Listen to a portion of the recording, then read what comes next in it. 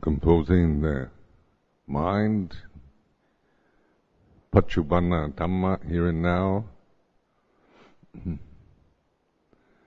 Pali, the Paccuppanna is now, present.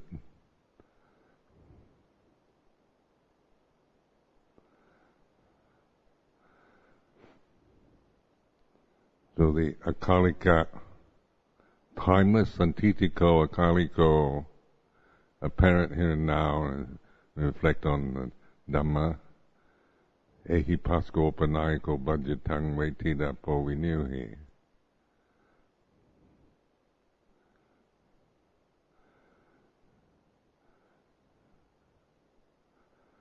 So composing, bringing attention,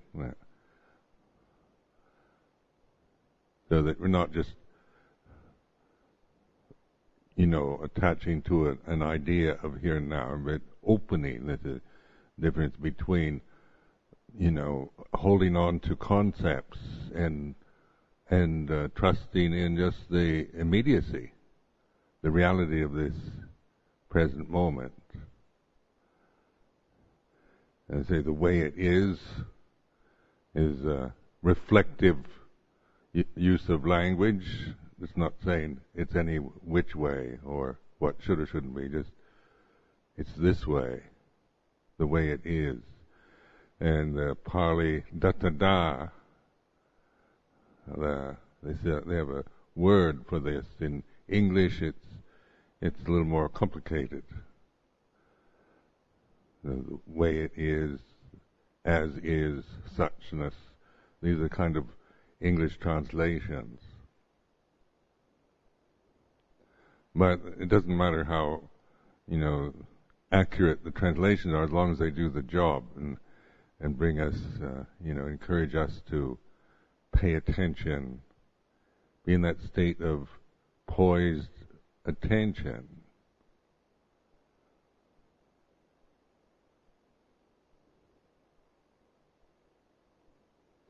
And then listening is the advantage of using this listening, because with sight, when we use sight as our means, then we tend to when we're in the dark or our eyes are shut, there tends to be like sense of having shut off something, where listening seems to be an ongoing experience, whether it's in the dark to yourself, listening to yourself think, listening when you're alone in a group. So to me, that the use of the listening or sound. But what I'm really pointing to is not so much just listening to sound or the ear faculty, but of just conveying that sense of presence, centering, being here and now.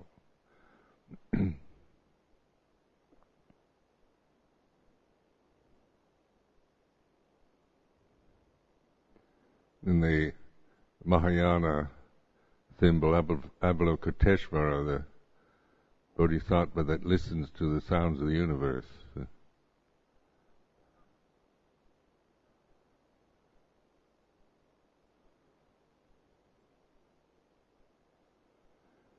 Then the sound generally is arising and ceasing. So when we listen to like the birds singing, or to my voice, or to yourself thinking, then there's a sound, whether it's external or internal. It's always about beginning and ending.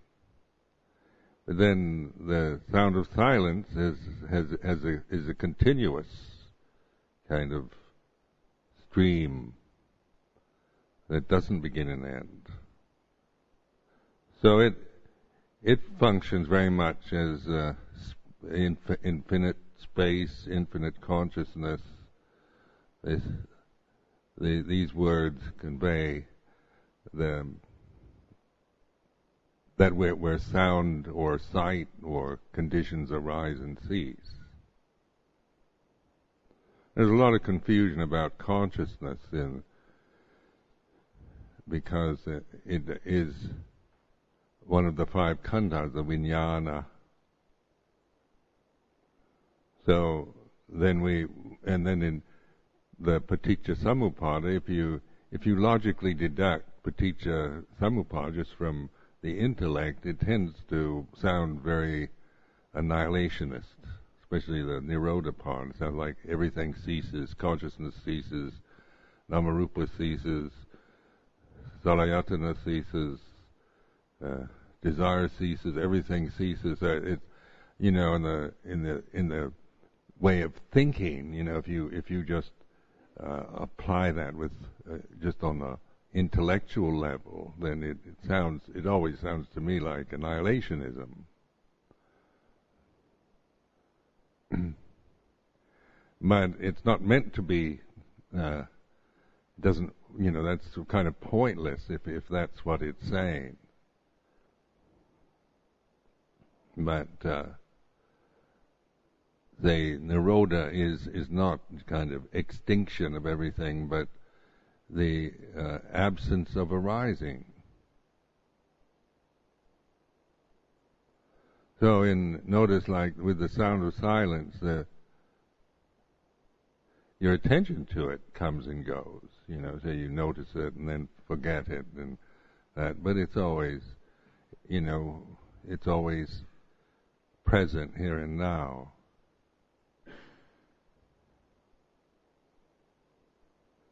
And when everything ceases, when your thoughts cease, your emotional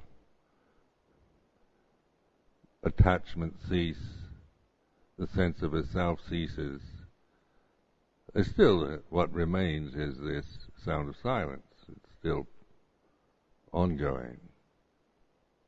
And so there's a tension in the sakti, and which brings us to this sakti. It brings us to this point of awareness, which embraces everything. It's not paying attention to one thing, but and then just being caught in the momentum and movement of a condition that arises and ceases. But it's before the arising, during the condition's existence, and the conditions ceases. There's still the awareness, the sound of silence, consciousness. So this is just noticing this. So that you're, it's a way of observing, not of kind of figuring out Dhamma on the intellectual level, but using the Dhamma concepts, the language, the Pali language that we use, for investigating the reality of this moment.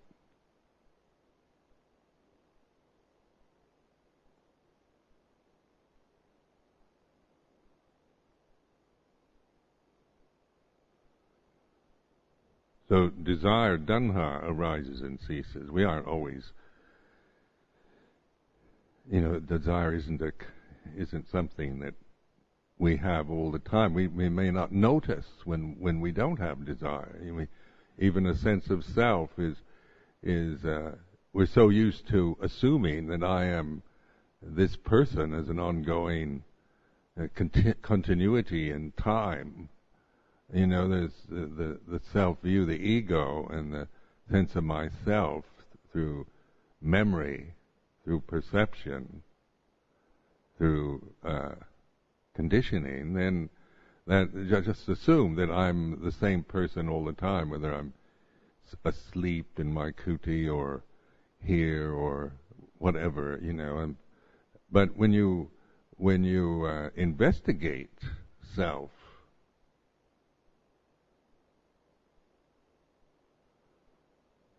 you realize that it's arising and ceasing. It's a changing, adapting to the particular time, place, present situation.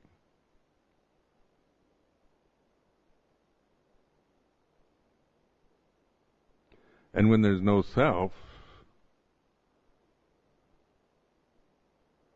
when, then there's, to recognize no self is like this. So that it's just beginning to notice, not just assume, go along with the belief in no self and just be attached to the concept of anatta, but to use that word for what is anatta here and now, Well, before you can actually recognize or realize anatta, you have to be quite certain about what you mean by atta or self.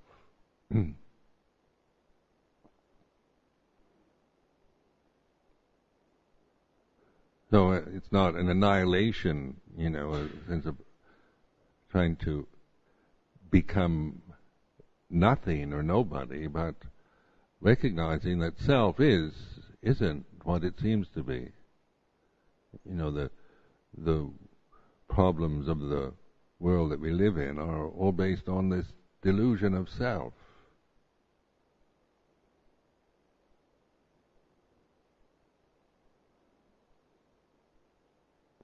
So when the mind composes presence, sati, here and now, awareness,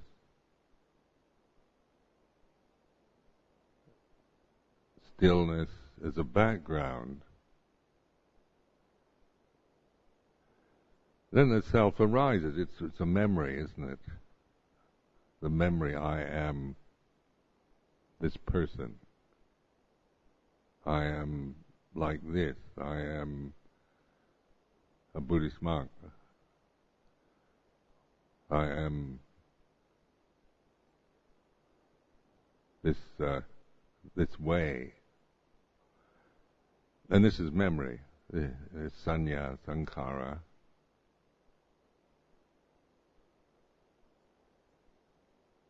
Even the words I am is sanya, isn't it?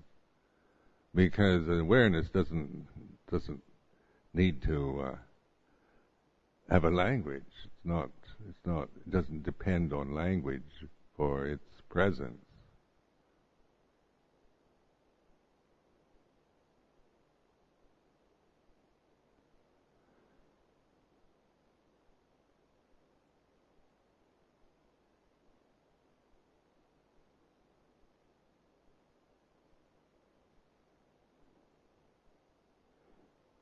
So listening, I used to really listen to myself, my ego, and I found, really to get to know this when it's present, when it's not present,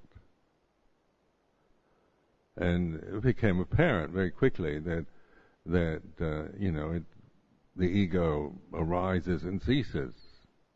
The sense of me as a separate personality is very much a condition that comes and goes. And it just, because it depends on memory. I have to remember, I'm Ajahn Sumedho, I'm this way, I feel like this. When in the midst of emotion, when we're being praised or blamed, isn't it? The ego really reacts.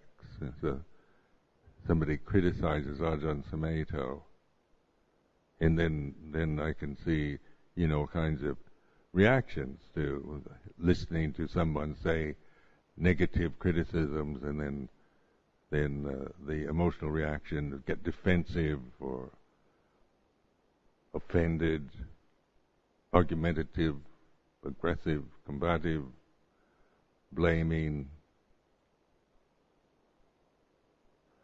But those conditions arise and cease also, isn't it? One isn't in a continuous state of being offended by criticisms.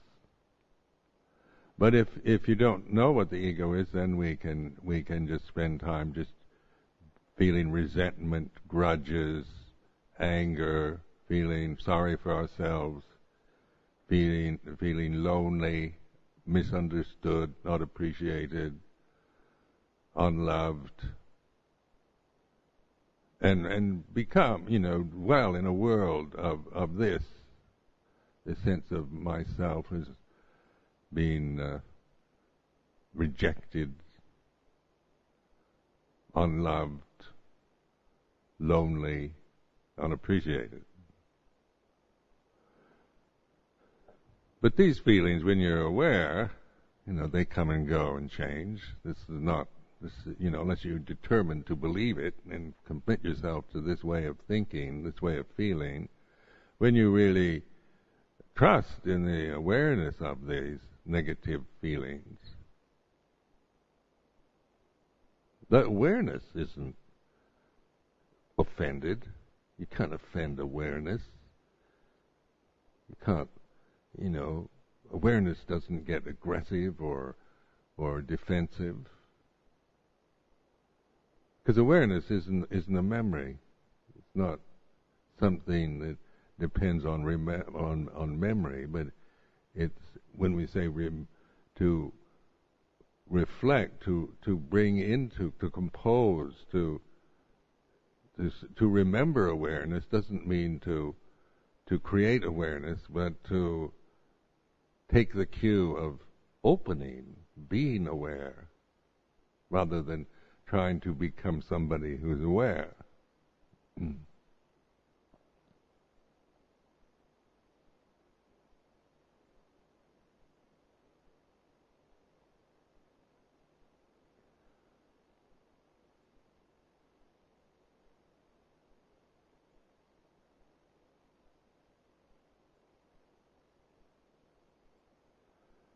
So this subject-object,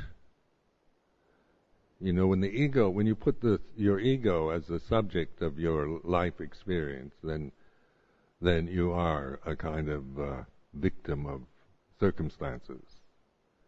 So that, how I personally interpret experience, my kind of karmic tendencies, attachments, habits, affect how I interpret the things that are happening to me as a person. So when we experience life through the distortion of ego, then we're bound to suffer from being a human being, because this is not a kind of heavenly realm. A refined realm of just positive qualities. This is the realm that is continuously changing, birth, death, presence, absence, praise and blame, happiness, suffering, success, failure.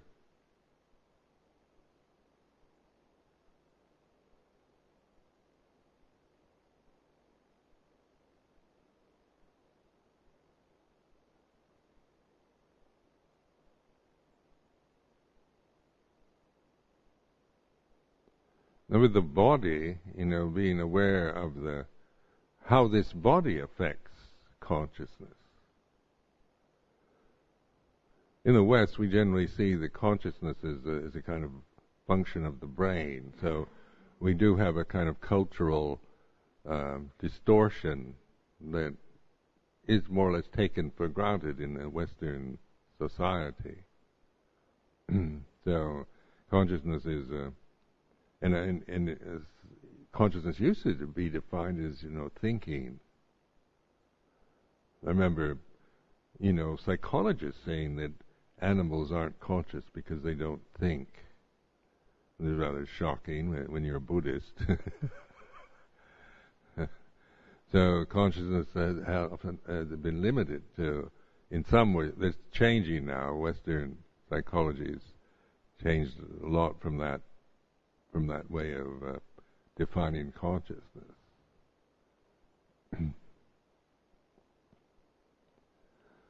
But consciousness then has this kind of, when there's awareness, then and consciousness is operating naturally. It's not dependent on other conditions. It seems to have no boundary. And so you do have in the immeasurable contemplation developing the arupa jhanas, isn't it? It's infinite space, infinite consciousness, nothing, infinite nothingness, neither perception or non-perception. So these are terms pointing to not defining anything, but pointing always at the present.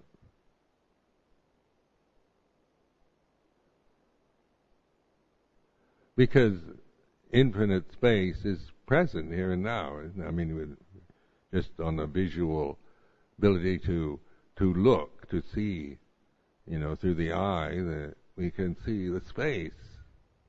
And space has no, it has no boundary to it. We put boundaries on, like build the walls of the temple, but space is not limited by the walls of this temple. In terms of vision, we might stop because in terms of being able to see beyond the wall, but there's also a knowing that space is that the wall is in space rather than the walls containing the space.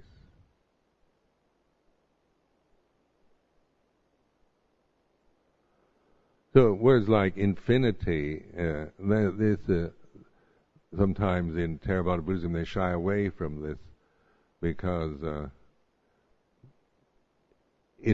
we want definitions or things that we can actually prove through pointing to it and through defining it, describing it.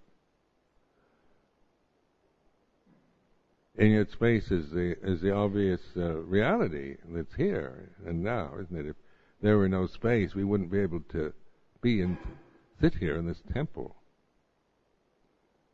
If this were just solid bricks, no space in the temple, we just filled the whole space in the temple with bricks and cement. What good? And we built the temple so we could sit in this space, protected from the elements. So space is just it's here and now, it's everywhere. But we may not notice space because, like the ego, doesn't notice being conscious. Ego is a created structure, a mental structure that goes on from one memory to the next. So it doesn't notice. It has no perspective on consciousness. So consciousness then is very much like space is just filled with bricks. We just fill this temple with a lot of solid bricks, rocks, and cement. Or we fill our consciousness with endless thoughts, worries, problems, memories, fears, and desires. Then there's no consciousness is operating. It doesn't annihilate consciousness, but we can't. We are so involved, so blinded, so caught into the conditions that we don't notice consciousness.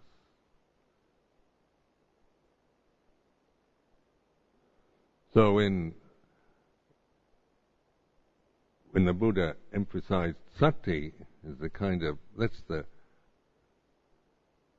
that is the gate to the deathless. That is where we can stop just being caught in the momentum of habits out of ignorance. As soon as we bring attention, then consciousness is operating with attention rather than just being used by the ego, just an endless stream of thoughts and desires and feelings and habits.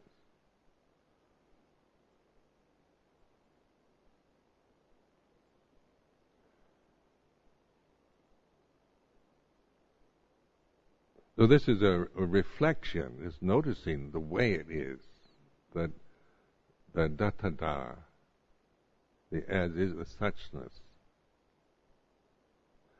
So in sati sampajanya is bring this sense of everything, of apperception, of beyond just perceiving something, where we're resting in a natural state of consciousness that includes consciousness, like space includes everything, doesn't it? It will include the temple, the dining hall, the whole monastery, Great Gaddiston, London, Birmingham. Space is not fussy. It doesn't favor one thing over another. Whatever goes into space is totally accepted by it. Whether it's good or evil, right or wrong, beautiful or ugly.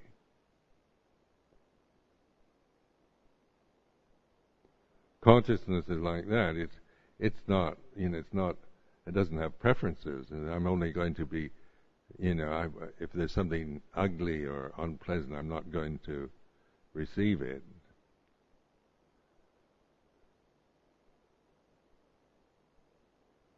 But consciousness in this also is knowing. It's intelligent.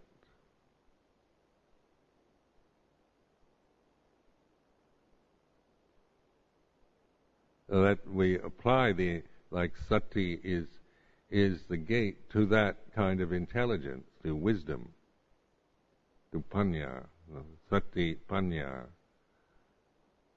If we have no sati, if we don't develop sati, then we don't, panya can't arise. We might be intelligent, be a clever intellect that has good memory, that can manipulate the earth, fire, water element and air elements according to our desires and wishes. It doesn't imply that there's any wisdom in that process. So we can create Frankenstein monsters, isn't it? The Frankenstein story, Mary Shelley's famous novel, is out of lack of wisdom, ego, curiosity, and create cleverness, intelligence. We create a monster that ends up chasing us. So that's the kind of folk legend that describes modern Western society. We create a technology, a kind of science that is destroying us, is chasing us now, is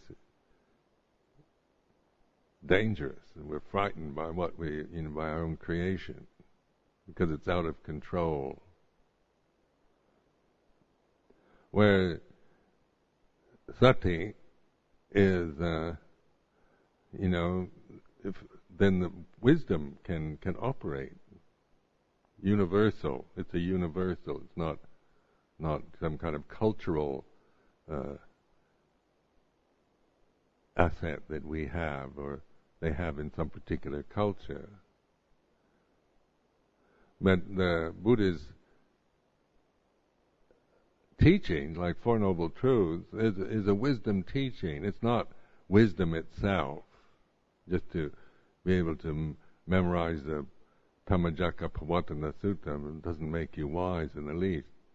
But it is a teaching for opening, for reflecting, for mindfulness.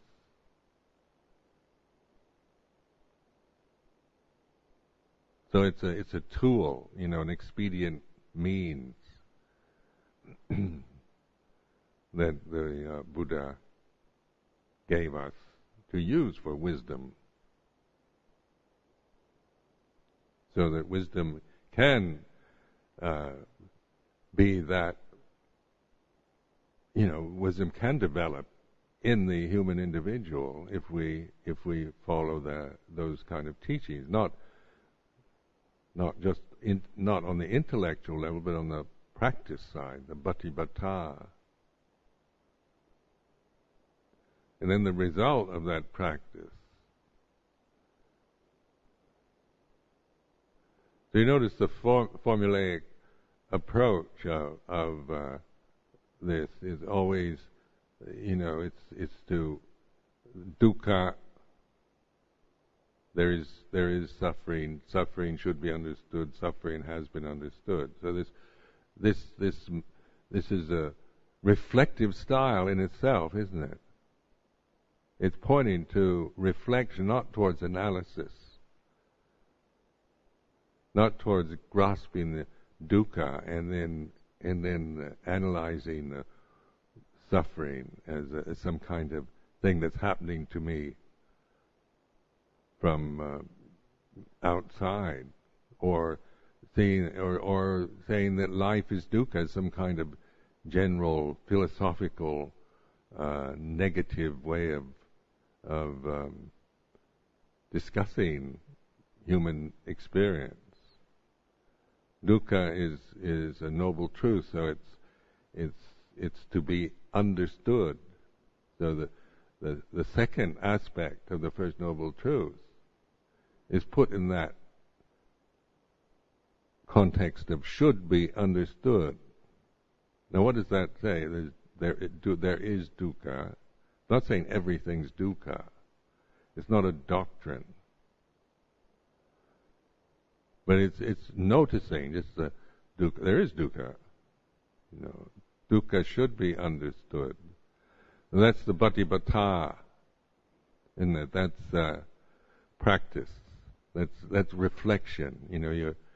You're looking at dukkha not as if it was happening out there, but the sense of lack or unhappiness or dis-ease or worry, grief, sorrow, despair, anguish, loneliness, being offended, not feeling appreciated, or whatever, or the dukkha of, having a body. It's the pain, the pressures, the continuous impingement and demands made on its physical form that we have to live with.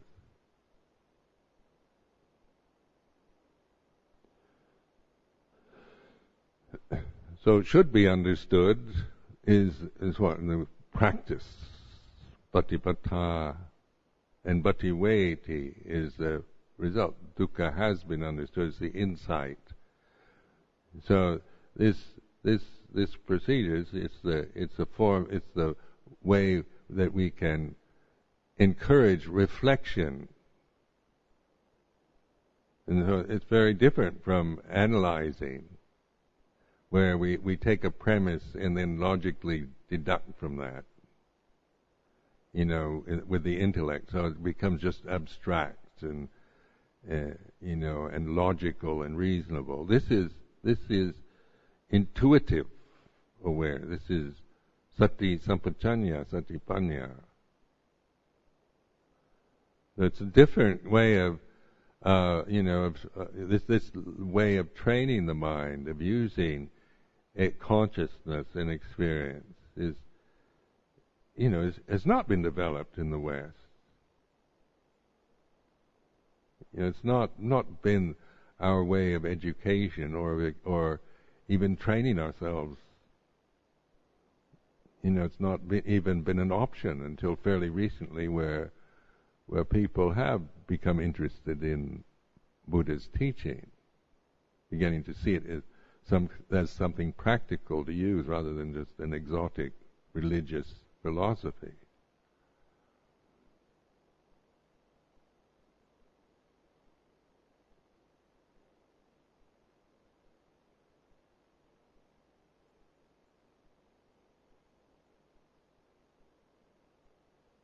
And the second noble truth, there is the origin.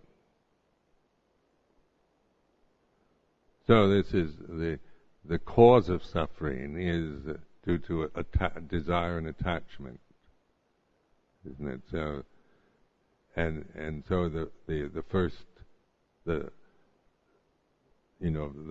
the three aspects is the statement. We call it the Pariyatti Dhamma. It's a statement. Then that statement should be let go of. The statement, the second, the Bhatipata, the prescription for dealing with, for insight into this should be let go of. So attachment to desire is the cause of suffering. No, that's the Pariyatti statement. And the second aspect should be let go of. So this letting go, the practice, the Bhatipata is to practice letting go of desire.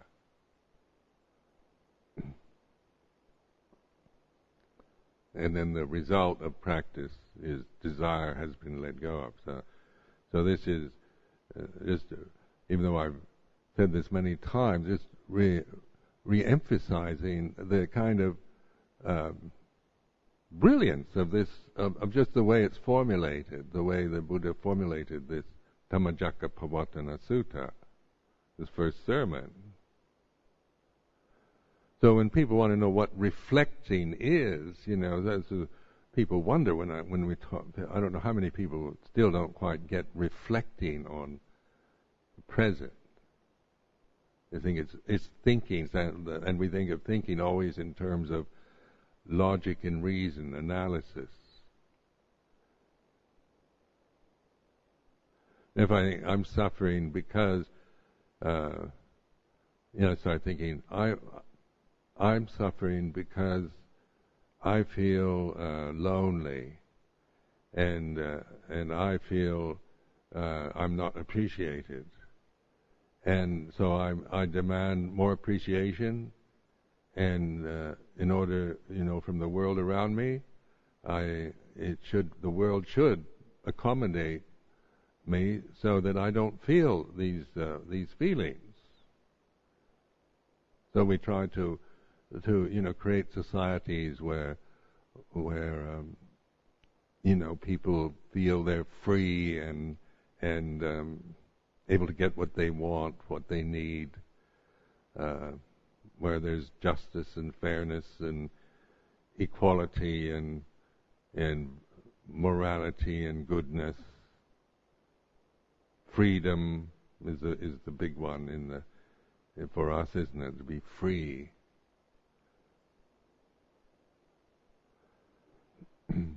So no matter how much we try to create societies in order to be free, we'll never really feel that free because of the basic delusion is still there. If I'm this ego, that ego is never free. It's so conditioned. It's such a strong habit and such a delusion that there's no way I'm going to free my ego or feel free through the ego. Even if the world does accommodate all my wishes and desires, I'm still stuck with the ego as the distortion that interprets the experience.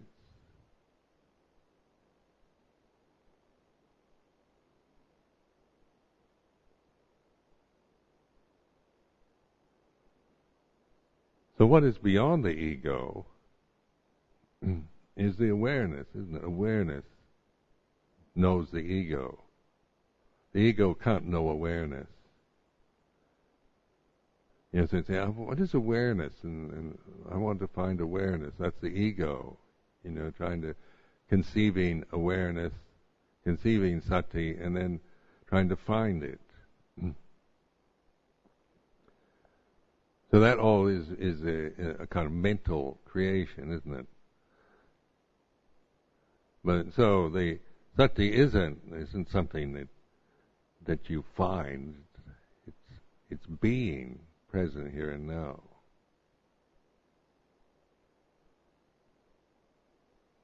If I think I've got to make myself more aware, that very idea that I have to be more aware is the ego again. I'm somebody who doesn't have enough awareness. I need to develop more awareness. Need to practice more so I can be more aware. That whole way of thinking. Listen to it. That which is aware of yourself thinking, I should be more aware. That what you trust is the awareness, not the viewpoint about you being somebody who's not aware.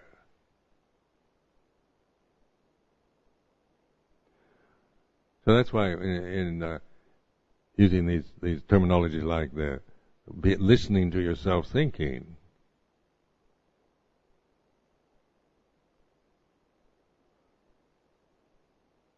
all my views about practice, about myself, about Sangha, about Amravati, about Theravada Buddhism. I listening to these views, to my feelings, the feelings that generate from the ego, the sense of myself as a separate personality. That I can notice. There's an awareness of that. And that awareness is not ego.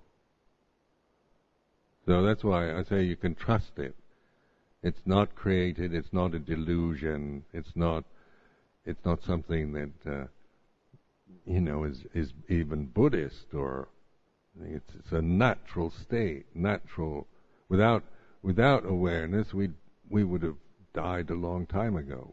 It's an absolute condition sine qua non for survival.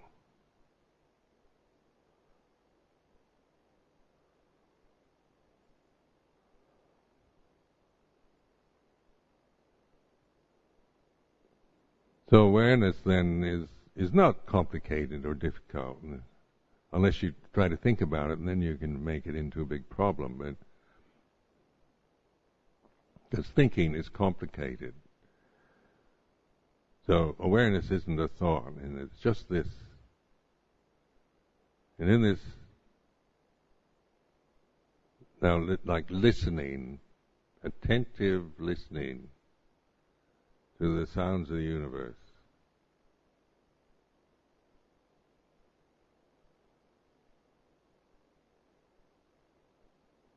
It's kind of open to that, not trying to find a sound, but opening, this sense of receiving, opening, attention, attentiveness to the present.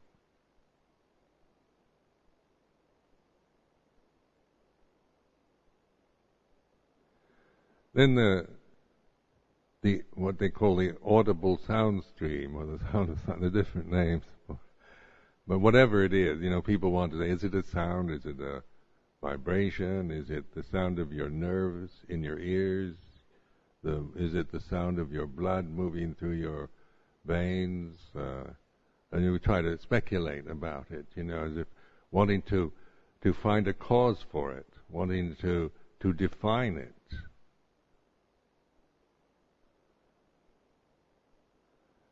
And so there's various opinions and views, but we don't need an opinion or view about it. It works if you'll use it. It's not trying to prove it, make it into some kind of metaphysical reality, or exaggerate it, or embellish it in any way. It's the recognition. Noticing it is enough. And as you notice it, and then it's noticeable if you just relax and open. When you try to find sound of silence, because you've heard me talk about it, then You miss it. Like you're looking at, I say, look at the space, and where's the space? And you look at the pillars and the roof and the shrine and the nuns and the monks and the carpet and the floor and the wall. Where's the space?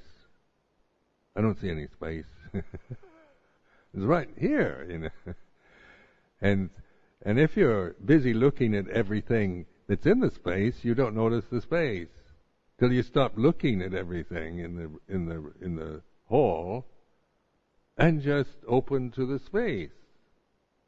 Simple as that. Just this.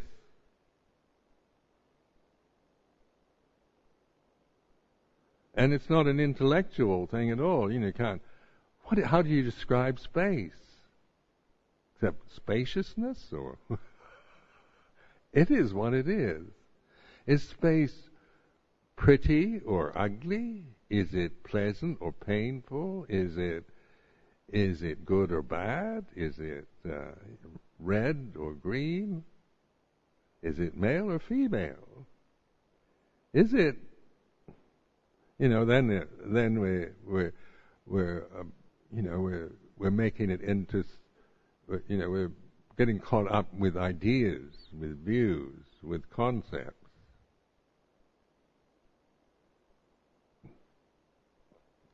But everything in this temple, isn't it, is in the space. So even when we look at the pillars, well, if we really look at the pillar, and we begin to notice the space around the pillar.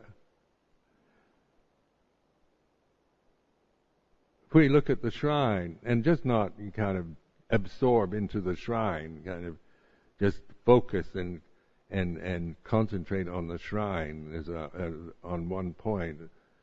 If we just look at the shrine will take us to space too, because space is everywhere. So in the same with in the mind, in consciousness, all thoughts, all emotions, all memories will allow us to recognize consciousness.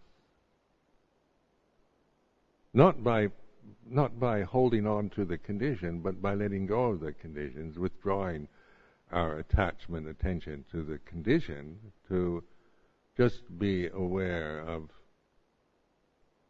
consciousness, unattached, the reality of being conscious, this resonating silence.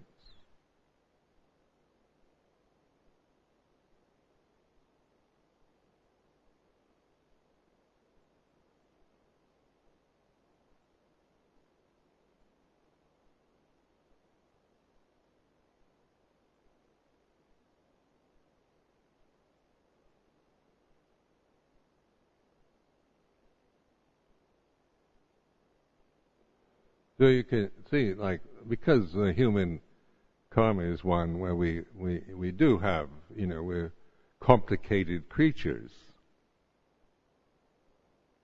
So we have this retentive memory, we have language, we're intelligent creatures, and so we're used to complexity. Oftentimes we're more at ease in complexity because that we can, logic and reason and ordering things, filing systems and the way modern technology we can put everything into computers and websites, and information ad infinitum can be ordered and programmed and generated. And this, is humanity's very good at this. At complexities. But simplicity, not very many human beings appreciate that. They like the idea of it. The ideal of simplicity might be very attractive. to an aesthete or some idealistic person. When life should be simple, and these kind of idealists that like the idea of it, but the reality of it, if we just see it as some ideal, let's get rid of all the technology. Let's ban computers, laptops. Let's get rid of electricity. Let's get rid of, let's go back to natural state. And this is idealism again, isn't it? Seeing that all these complexities are the cause of our suffering. But are they? Is that, or is the attachment, the upadana? So this word upadana in Pali, in Paticca Samuppada, means clinging, attachment, identity with. So I'm this body. This is my body. This is what I am. Upadana, clinging to the body itself, identifying this body as mine. This is upadana. So this word is a good one to remember. In the Paticca Samuppada, tanha, desire and attachment. So out of ignorance, out of avijja, not knowing the noble truths, in other words. So avijja in Paticca Samuppada means not knowing the Four Noble Truths, the three aspects of each truth, the 12 insights. Now that sounds complicated, doesn't it? It's an interesting way of presenting it. But this particular style is a reflective one. So it's not complicated, really. It's a paradigm, or it's an expedient means the Buddha used to develop awareness, to recognize the awareness, to let go of the conditioned realm that we're so that we hold to, that we identify with, that we cling to and depend on, and that will inevitably fail us. The conditioned realm, no matter how good it is, in the end is going to fail every one of us. All that is mine, beloved and pleasing, will become otherwise, will become separated from me. One of our reflections, samana sanya reflections.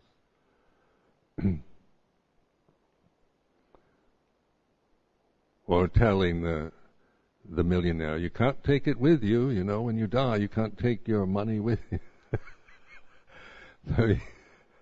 Which is a truism, but everything is going to fail, in terms of the conditioned realm. It's going to disappoint.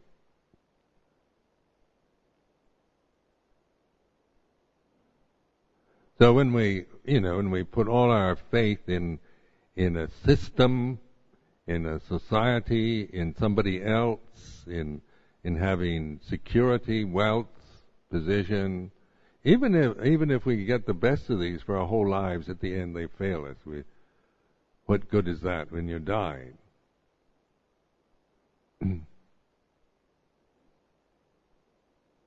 And if you don't know anything else, dying is a frightening experience, because your whole sense of security is dependent on holding on to things, and you can't anymore. Nature forces us to let go in the end. So in meditation, it's like die before you die. Is letting go. Don't wait till you're physically dying. Letting go by seeing, not by an imperative, a command that you should let go of everything, but noticing. Like this Four Noble Truths is looking at suffering, noticing what it is, what dukkha is, understanding desire, noticing, really observing desire. Because desire can be seen as an object, it's an aramana. It's not ultimate reality. It comes and goes, and it's dependent on conditions. Tanha upadana. The desire rises, out of habit we cling to it, out of ignorance a desire for this and we follow it. And then the result is, whatever we cling to, whatever we attach to, we become that. So this is you can see yourself becoming, by clinging to anger, you become an angry person. You're reborn as anger. So, bhavachati, in the Paticca Samuppada, the becoming and rebirth, takes us to jara maranang sokapariteva tumanasopayasa, grief, sorrow, lamentation, despair, death. So, this is this Paticca Samuppada of avijja, not knowing, not having awakened. Then that avijja, when we always, as long as there's avijja, then the result of everything we attach to is going to take us to some form of suffering. To sokaparitewa tukatomanasa upayasa.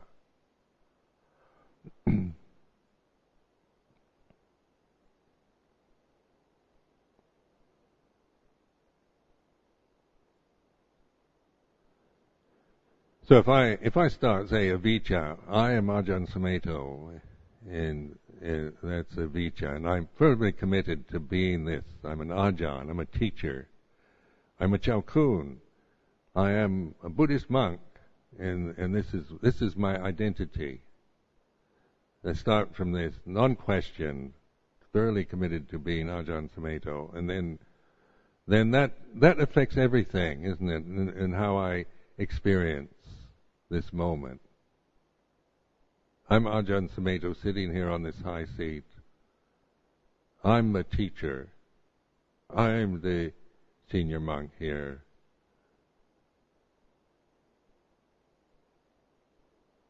And I've done this and I've done that. Then this is this avijja is going to affect everything. Everything that happens is going to be interpreted from I am Ajahn Sumedho.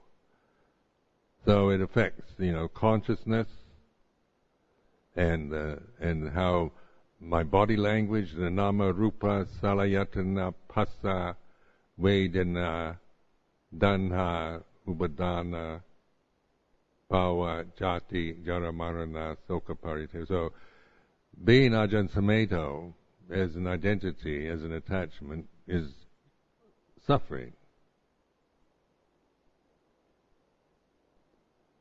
So the vijja is if I always experience life through the ego, through avijja, then there's always danger and fear and self-consciousness and anxiety, worry. Pursue that because I'm ignorant and I'm attached to things that are very unstable and changing and dependent, and you can't, you can't control it all. You end up being a control freak out of avijja. You've got to control everybody. You've got to use power and intimidation and fear, and you've got to be really selfish, to make sure that I'm okay, that my ego is not going to be offended or upset, that I'm going to feel secure and okay about everything. And making that demand on life, become a tyrant. Just to be, after a while, it's just obsessive fear and paranoia taken to an extreme of identity with the five khandhas. Or just, if I don't have the power, I become just neurotic and dependent on drugs and drink, dependent on relationships, dependent on other people all the time to make me feel all right.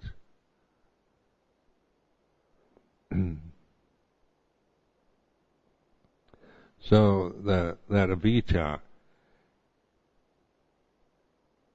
if there's no avijja, so this is what my insight is: as soon as there's sati, there's no avijja.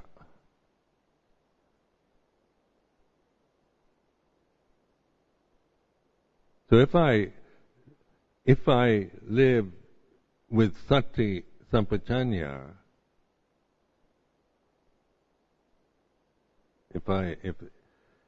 if I recognize the value of sati sampajanya through insight, then there's no avijja. But in the nirodha side of paticca samuppada, it's when there is sati, no matter what we're clinging to, no matter where we are with whatever our identity is with, whatever we're attached to, when there's sati, then that stops the flow of that we're caught into through avijja. So you have this sankhara nirodha, vijnana nirodha, salayat namarupa nirodha, and so forth. The end of suffering. So the nirodha side isn't an annihilation, is it?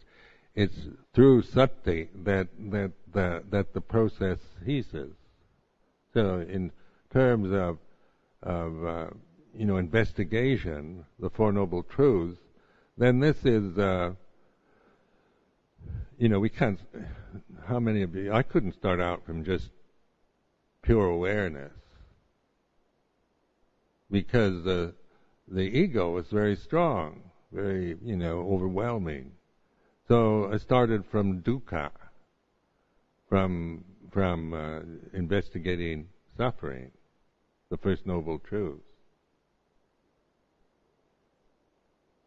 And just taking those Four Noble Truths, so just noticing, in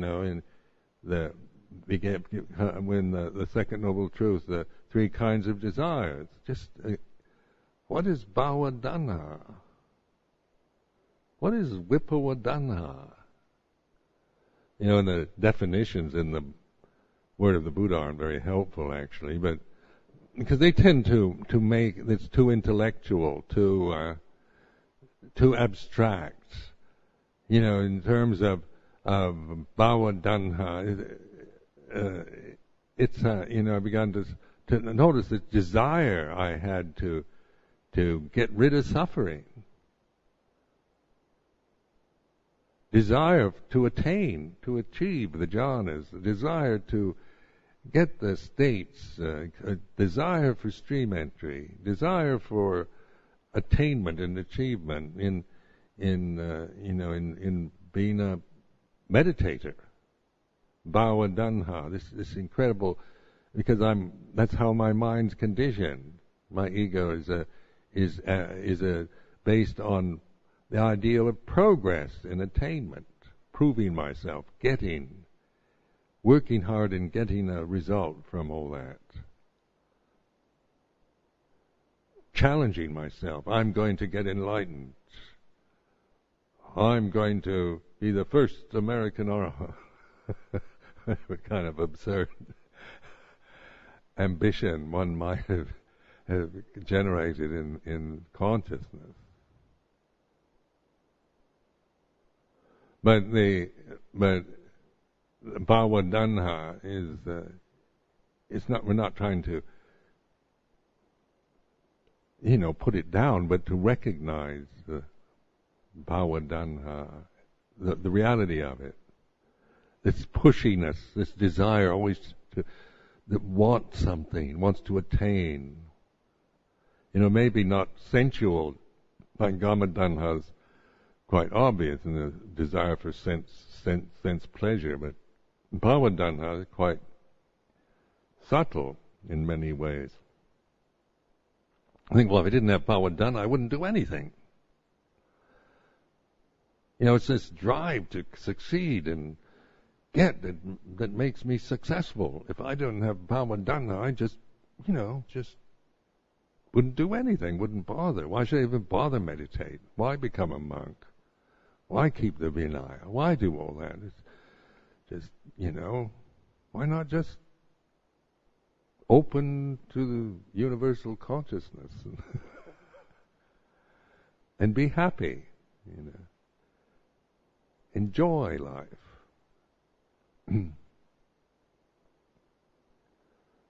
Why would you become a bhikkhu and live in a forest monastery in northeast Thailand, Be celibate. Why bother with all that? Just mindfulness. But then mindfulness is the answer. Or you shouldn't even try to be mindful. Just open and enjoy life, the beauty of consciousness. And these are ideals again, aren't they? This is being very idealistic. So the Buddha, these are rather beautiful ideals. I remember reading Cahill Gibran's poems, and it sounds, when I was in university, the prophet. Just follow love wherever it takes you. I remember people would recite this, back in the 50s, these kind of beautiful poems about love and giving yourself to love and following it with your heart. And it's very inspiring, kind of lovely ideas.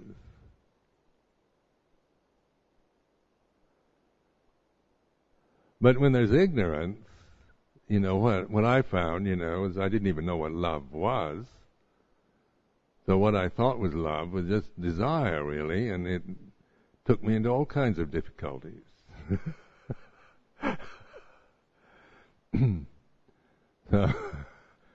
So just following desire wherever it takes you.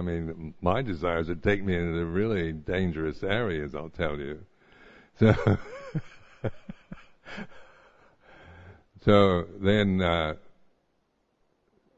from the Berkeley, California experience to the forest monastery in Ubon, like the opposite, everything is in Berkeley. It was all just follow your desires, follow your love, experience is all. Freedom, be free to experience. Don't be afraid of anything. It's all very kind of appealing, especially when you're young. But the result was, because of avijja, ignorance, it just was leading me into all kinds of areas that were increasingly more painful, disappointing, disillusioning.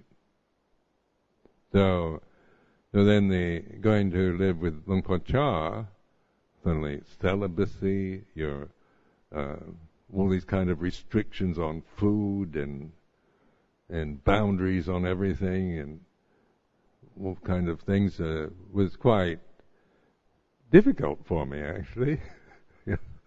Because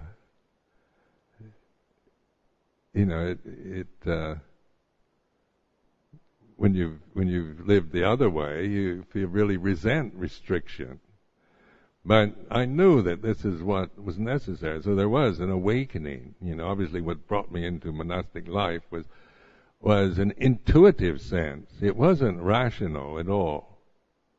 When people ask me, why do you want to become a Buddhist monk? I couldn't really explain it, because I couldn't really justify it, because in the society that I lived in, it was considered, all these kind of restraints, restrictions, religion were all considered, archaic and repressive and dangerous. You just bottle up your feelings, you just suppress your desires, and you just, because you're afraid of life, you're afraid to really open and experience the universal oneness, so you go off and become a Buddhist monk and bind yourself to rules and rituals and conventions out of fear.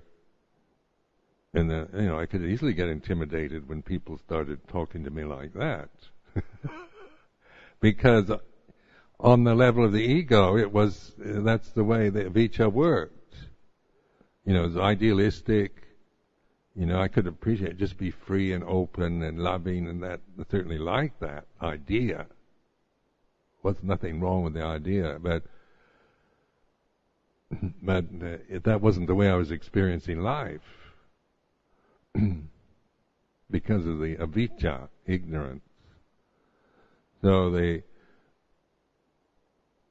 limitation, it was an intuition I had, really. Something that compelled me to become a Buddhist monk. That wasn't reason, wasn't like the ego wanting to become a Buddhist monk. But it was all I can explain is like an intuition, a sense that this was what I need to do. So then going to Thailand and seeing the opportunities that were available there was very thrilled by it. To see it's a place where this is possible to do this. And then meeting a good teacher was very fortunate. But then the avijja, the ego, the sense of self, was always being challenged in living in the monastery. Because I couldn't get my own way and do what I wanted to do, and I had to conform. And I always was against conformity. Brought up in that style of the 50s where you're anti-conformist. To just follow everybody, do what everybody else is doing was the sign of stupidity. If you're really intelligent, you assert your individuality and do everything your own way. Was also, one of my ideals. Where in Buddhist monastic life, it was all conformity. Learning to do everything like everyone else did it. I used to resent it, I felt suffocated and smothered and oppressed for several years, in fact.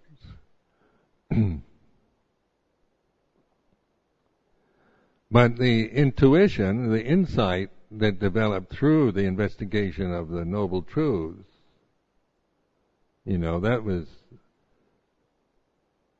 I caught on to that very quickly, using this Four Noble Truths for investigation.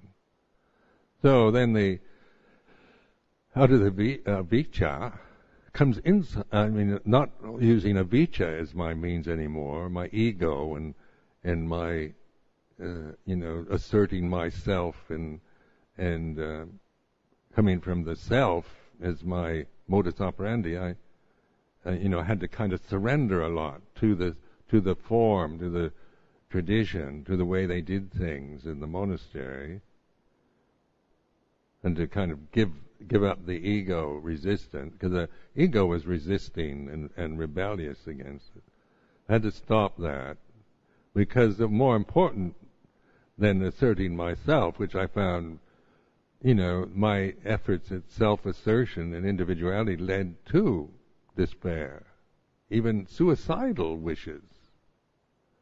But as I gave up, resisting and criticizing and rebelling, then more and more the sense of awareness developed.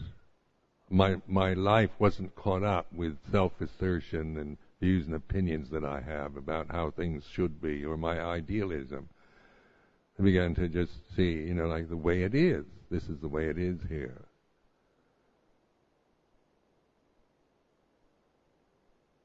This is the way they do things. In some ways, it made life much more easy, because when you're always caught in that impression. You have to assert yourself, and that it makes life very difficult because there's always me involved in everything, and making sure that I'm asserting myself and getting my way, doing what I want to do. Where in the monastic form, I had to just learn to adapt my behavior to the way they do it. And that actually made life easier, because my time wasn't caught up in self-assertion. It's actually much more easy to conform, and more time then, more opportunity for reflection on the Four Noble Truths. So, and see the like monastic life with its conformity, its restraints, its boundaries. Actually, it's a simplification. Our life is much more simple than the lay people's lives, where it's much more complicated. I mean, even though the Vinaya does look complicated at first. Remember when I first came across the Patimokkha, I thought, my God, 227 rules. Well, at least in Christianity, they only had 10 commandments, but here they've got 227 rules, and then all the other rules in the Vinaya Pitaka that aren't in the Patimokkha seem incredibly complicated and problematical, because the ego and the intellect was looking at it in terms of me having to keep rules and learn all these rules and obey rules, and so the way the ego would grasp the Vinaya was made it into a very difficult and complex possibility. But in the reality, once it's like learning to play the guitar or the piano or something. When you first start, it looks so complicated. Pluck the strings in the right place and produce the right sounds, and it seems so hopeless. And after a while, you reach a point where you just do it that way. It's spontaneous. So it isn't. You don't have to think about which string you're going to pluck and where and when and what key to press, and all that. You just do it. So that's the way it's done in order to, once you've gained skill with the instrument.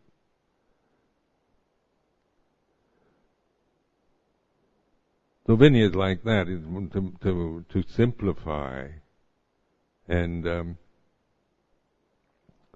that simplification isn't it's not meant as an end in itself. It's an expedient means, so that our life is one where we, the monastic form, Buddhist monasticism, is for enlightenment, for seeing things, seeing the truth, for breaking down the delusions, breaking through the illusions, freeing ourselves from avijja.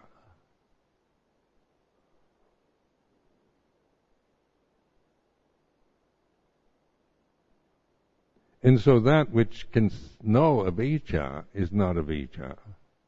Like for me, when I use this word avijja, it is, it's not the Four Noble Truths. It's I'm suffering. It's because the world has treated me unfairly as the cause of my suffering, and I don't want to suffer. It shouldn't be this way. I should be happy. And it's up to the world around me to conduct itself in a way to make me feel secure and happy. But I don't know how to do that. I've just got to, really look out for myself. I've got to make sure that at least, I've got enough money in the bank and security that I don't want to go off to one of those nursing homes when I'm 75, which isn't very far away. Or just some old derelict man down under, at Charing Cross begging. It'd be embarrassing, wouldn't it? Humiliating. I want to make sure I've got lots of money in the bank so that it will last me until I die.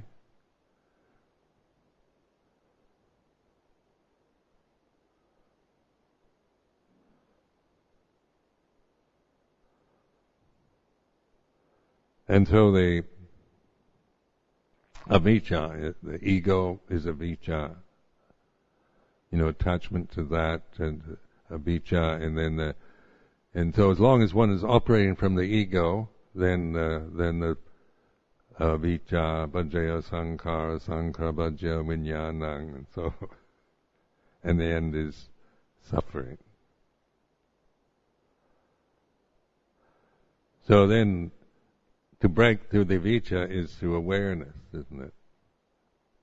Sati sampajanya.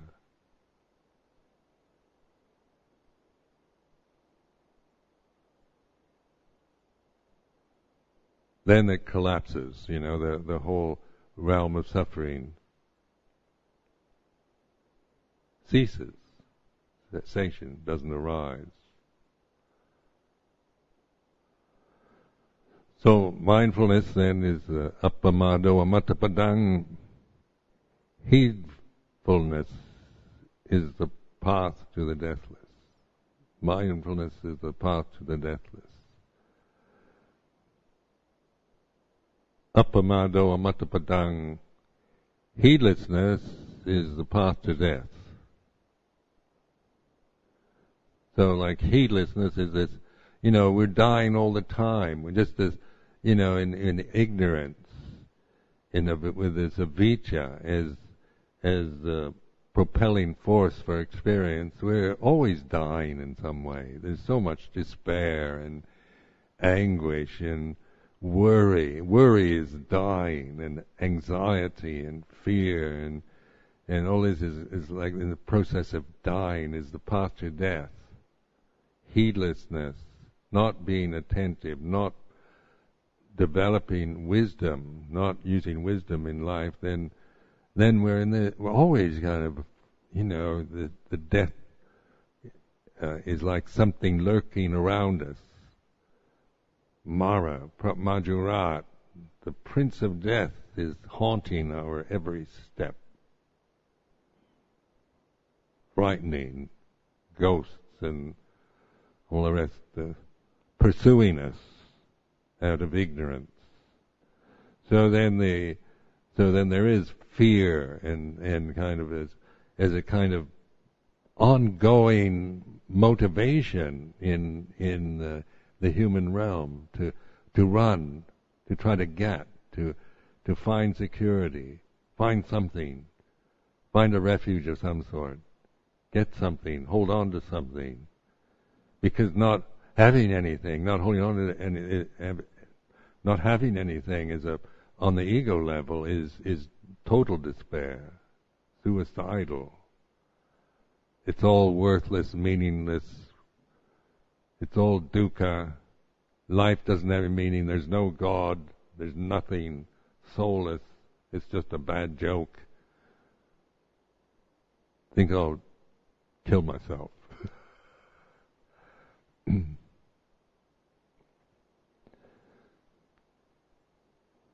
So this is, oh my goodness, what's going on there?